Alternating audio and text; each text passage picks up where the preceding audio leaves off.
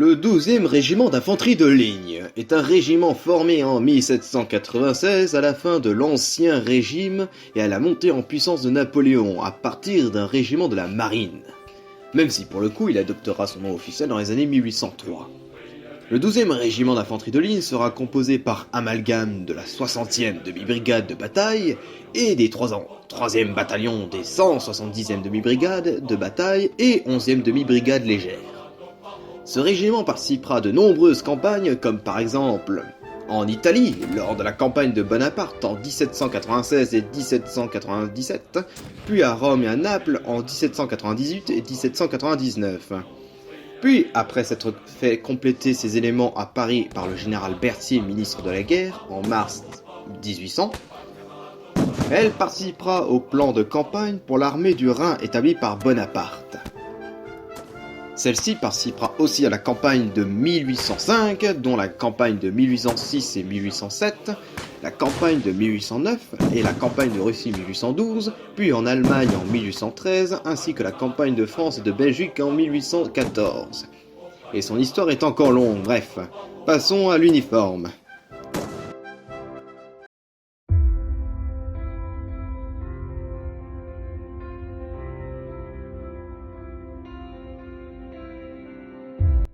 Pour la tenue de campagne de notre soldat, nous allons commencer par les bases. La tenue de cotonnement. La tenue de cotonnement se compose d'un pantalon dit culotte petit pont en tissu blanc, une chemise en tissu blanc dite chemise Hugo. Il se compose aussi d'une paire de chaussures en cuir à semelles cloutées, puis d'une paire de guêtres en tissu blanc avec des boutons en cuir ou en laiton.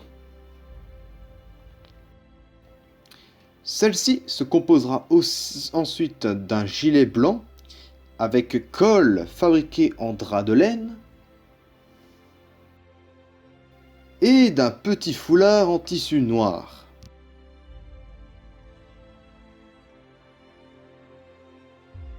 Celle-ci se complétera ensuite d'une capote d'infanterie qui, même si par principe celle-ci est en drap de couleur beige, elle peut toutefois être trouvée avec d'autres nuances allant du gris au beige. Elle dispose d'une musette dite giberne de ligne qui sert à contenir les cartouches en papier pour le fusil du soldat, ici équipé de sa toile de protection.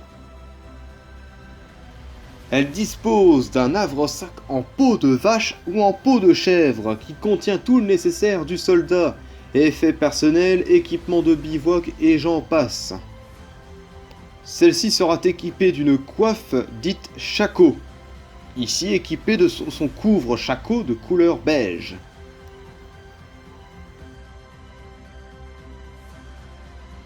Et pour finir, notre tenue se verra équipée d'un fusil d'infanterie modèle 1777. Ici, fabrication Charleville modèle 1777.